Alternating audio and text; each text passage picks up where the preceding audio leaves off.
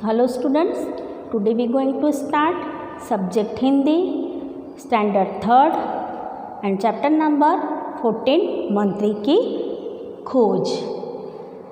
इस पाठ में एक बादशाह का मंत्री बहुत ईमानदार और समझदार था।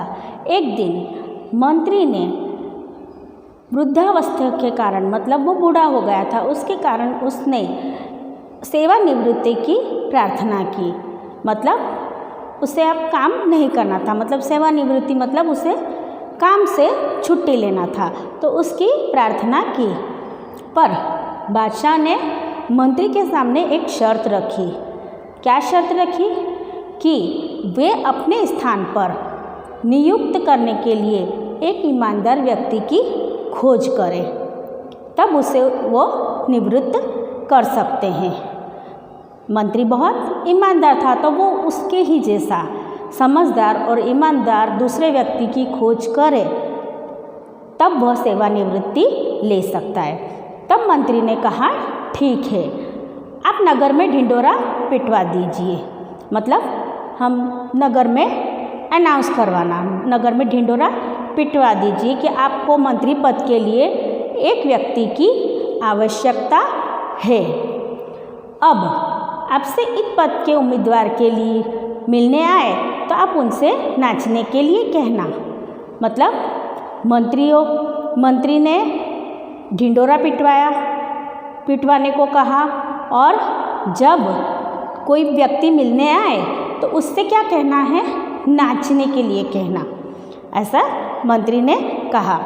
तो कहिएगा, नाचने के लिए कहिए। बादशाह मंत्री के इस विचार से सहमत हो गया। मतलब मंत्री ने ही बादशाह से कहा कि जब कोई व्यक्ति आए तो आप उससे नाचने के लिए कहना। तो बादशाह सहमत हो गया और उन्होंने नगर में वह ढिंढोरा पिटवा दिया कि जो भी मंत्री पद के लिए आवेदन करना चाहते हैं वे अमुक समय, मतलब निश्चित समय में आकर बादशाह से मिले। आवेदक निश्चित समय पर राजभवन में एकत्रित हो गए। मतलब जिन्होंने भी मंत्री पद के लिए अर्जी की थी या आवेदन किया था, वो एक निश्चित समय में राजभवन में एकत्रित हो गए। बादशाह जिस कमरे में बैठे थे वहाँ तक जाने का मार्ग एक ऐसी गली से होकर जाता था, जहाँ इतना अंधेरा था कि व्यक्ति को अपना हाथ भी दिखाई नहीं पड़ता था। जब सभी आवेदक बादशाह के सामने एकत्रित हो गए तो बादशाह ने बारी बारी से उन्हें नाचने के लिए कहा। क्या कहा? नाचने के लिए, क्योंकि उन्हें एक ईमानदार व्यक्ति की खोज करनी थी। तब उन्होंने, जब सभी आवेदक बादशाह के सामने आए तो बारी बारी से नाचने को कहा। इसमें से कुछ लोग तो ऐसे थे जो शर्मा गए, झेंप गए और बिना नाचे ही चले गए, अपना सिर झुकाकर शर्म के मारे बाहर चले गए। अंत में एक युवक जो था वो बादशाह के सामने खड़ा होकर नाचने लगा। सभी लोग चले गए, आखिरी में ही एक युवक बचा था, वो नाचने लगा। मंत्री ने बादशाह को बताया कि यह व्यक्ति ईमानदार है, क्योंकि मैंने अंधेरी गली में सोने के सिक्कों से भरी बोरियां रखवा दी थी। क्या रखवा दी थी? सोने से सिक्के से भरी बोरियां वहाँ रखवा दी थी। जो लोग बेईमान थे उन्होंने क्या किया? अपनी जेबों में सोने के सिक्के भर लिए थे, और यदि वे आपके सामने नाचते तो उनका भेद खुल जाता। और यह जो व्यक्ति है, इसने अपनी जेब में सोने के सिक्के भरे हुए नहीं थे। तो यह व्यक्ति उठकर नाचने लगा। वे सारे बेईमान थे, इसलिए वे चुपचाप बाहर चले गए। इस प्रकार मंत्री ने बादशाह के लिए एक ईमानदार व्यक्ति की खोज करी और वह मंत्री बना। तो किस प्रकार से मंत्री की खोज हुई? बादशाह ने पहले ढिंढोरा पिटवाया, सभी को आवेदन करने के लिए कहा और फिर अंधेरी गली में सोने के सिक्के से भरी बोरियां रखवा दी। जो लोग बेईमान थे उन्होंने अपनी जेबों में सोने के सिक्के भर लिए और जो ईमानदार था वो नाचने लगा। उन्होंने शर्त रखी थी कि सब अब बारी बारी से आकर नाचे। तो आधे तो झेप कर चले गए, शर्मा के चले गए, चुपचाप बाहर निकल गए। क्यों? क्योंकि उन्होंने अपनी जेब में सोने के सिक्के भरे हुए थे। अगर भरे हुए सिक्कों के साथ वे नाचने लगते तो उनका भेद खुल जाता और वे बेईमान गिने जाते। जिसने सिक्के नहीं भरा था वो युवक ईमानदार था और नाचने लगा था। तो ये हुआ हमारा पाठ। अब हम इसके अंदर के जो हार्ड वर्ड आए हैं वो रीड करेंगे। ईमानदार, वृद्धावस्था, नियुक्ति, निश्चित, उम्मीदवार, एकत्रित, सिक्के, अंधेरी, शर्त, ढिंढोरा। एक बार फिर से रीड करेंगे। ईमानदार, वृद्धावस्था, नियुक्ति, निश्चित, उम्मीदवार, एकत्रित, सिक्के, अंधेरी, शर्त, ढिंढोरा। अब यहाँ पर कुछ शब्दार्थ दिए। वृद्धावस्था, वृद्धावस्था का मतलब होता है बुढ़ापा। जब बूढ़े हो जाते हैं उसे बुढ़ापा कहते हैं। नियुक्त, नियुक्त करना मतलब किसी भी व्यक्ति को काम पर लगाना।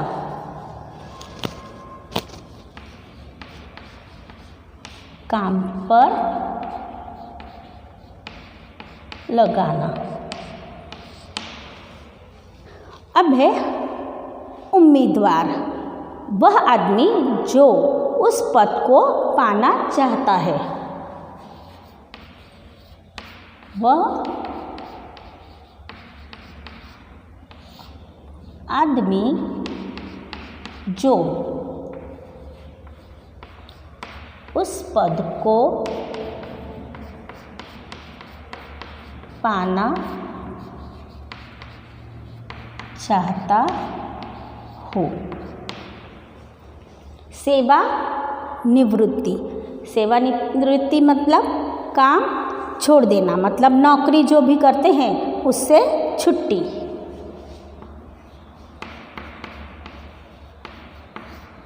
नौकरी से छुट्टी।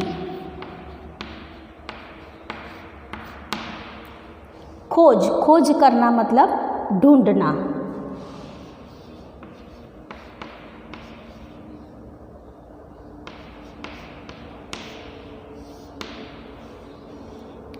एकत्रित, एकत्रित मतलब सब लोग इकट्ठा होना।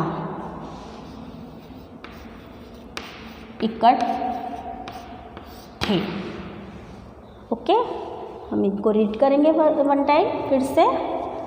वृद्धावस्था, बुढ़ापा, नियुक्त, काम पर लगना, उम्मीदवार, वह आदमी जो उस पद को पाना चाहता हो। सेवानिवृत्ति, नौकरी से छुट्टी। खोज, ढूंढना। एकत्रित, इकट्ठे। नेक्स्ट, प्रश्नों के उत्तर दीजिए।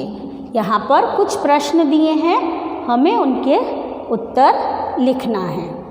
बादशाह ने मंत्री के सामने क्या शर्त रखी? क्या शर्त रखी बादशाह ने मंत्री के सामने? बादशाह ने मंत्री के सामने शर्त रखी कि वे अपने स्थान पर नियुक्त करने के लिए एक ईमानदार व्यक्ति की खोज करें।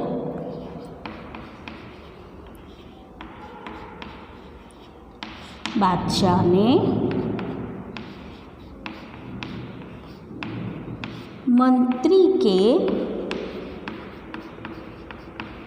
सामने शर्त रखी कि वह अपने स्थान पर नियुक्त करने के लिए एक ईमानदार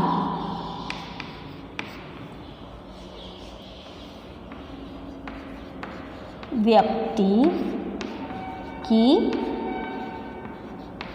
खोज करें। क्या शर्त रखी? बादशाह ने मंत्री के सामने शर्त रखी कि वह अपने स्थान पर नियुक्त करने के लिए एक ईमानदार व्यक्ति की खोज करे। सोने के सिक्के किसमें और कहाँ रखे गए थे? तो कहाँ रखे गए थे और किसमें रखे गए थे? सोने के सिक्के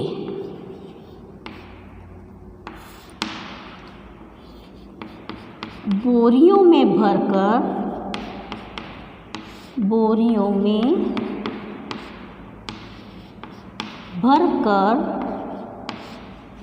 अंधेरी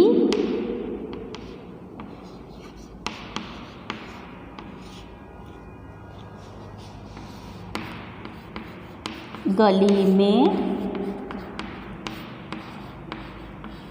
रखे गए थे। कहाँ रखे गए थे? सोने के सिक्के बोरियों में भरकर अंधेरी गली में रखे गए थे। नाउ थर्ड नंबर, एक युवक ही बादशाह के सामने क्यों नाचा? क्यों नाचा? एक युवक ही बादशाह के सामने क्यों नाचा? क्योंकि उसने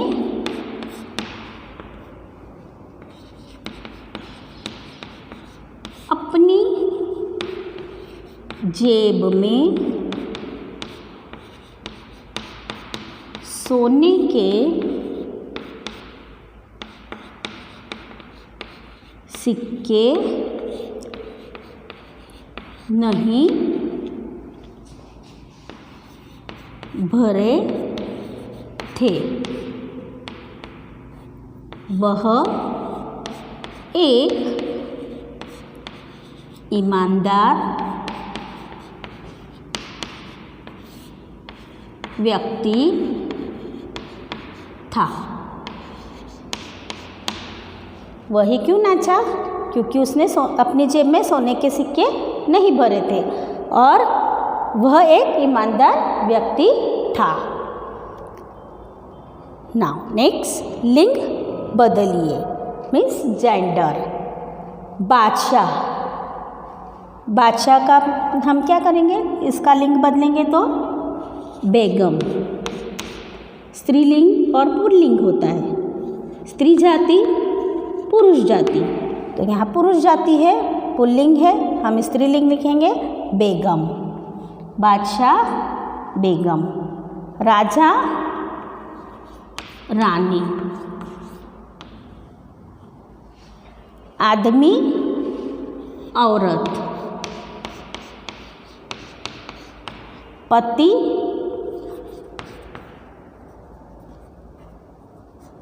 पत्नी। पति का स्त्रीलिंग क्या हुआ? पत्नी। तो ये हुए हमारे स्त्रीलिंग। यहाँ पे जो भी दिए थे वो पुल्लिंग वर्ड थे, हमने उनका स्त्रीलिंग किया। बादशाह, बेगम, राजा, रानी, आदमी, औरत, पति पत्नी। नेक्स्ट, बहुवचन बनाइए। यहाँ पर एक वचन दिए हैं, हमें उनके बहुवचन बनाने हैं। बोरी, तो बोरी का बहुवचन बोरियाँ। सिक्का सिक्के। कमरा कमरे। जेब जेबें, या फिर हम जेबों भी लिख सकते हैं, दोनों हो सकता है, जेबें भी हो सकता है, जेबों भी हो सकता है। स्त्री का स्त्रियाँ।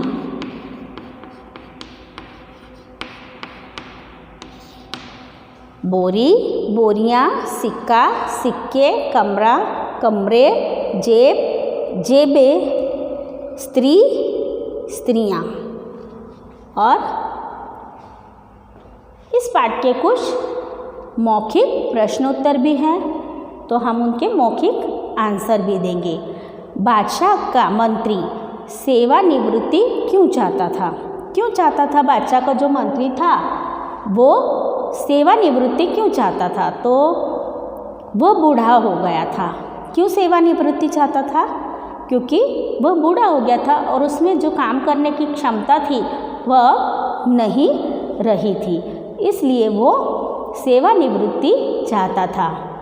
मंत्री को कैसे पता चला कि वह व्यक्ति ईमानदार है? कैसे पता चला? तो मंत्री ने जो अंधेरी गली में सोने के सिक्कों से भरी बोरियां रखाई थी, जो लोग बेईमान थे उन्होंने अपनी जेब में सोने के सिक्के भर रखे थे और वह व्यक्ति ईमानदार था। वह तुरंत ही खड़ा होकर नाचने लगा क्योंकि उसने अपनी जेब में सोने के सिक्के नहीं भरे थे। अगर वो भरे होते तो वो नहीं नाचता, क्योंकि नाचने पर सोने के सिक्कों की आवाज़ होती है। नेक्स्ट क्वेश्चन, नाचने पर किन लोगों का भेद खुल जाता है? किन लोगों का भेद खुल जाता है नाचने पर? जो लोग बेईमान होते हैं उन लोगों का भेद खुल जाता है। तो आपको ये पाठ समझ में आया होगा, आप घर पर इसे लर्न करना।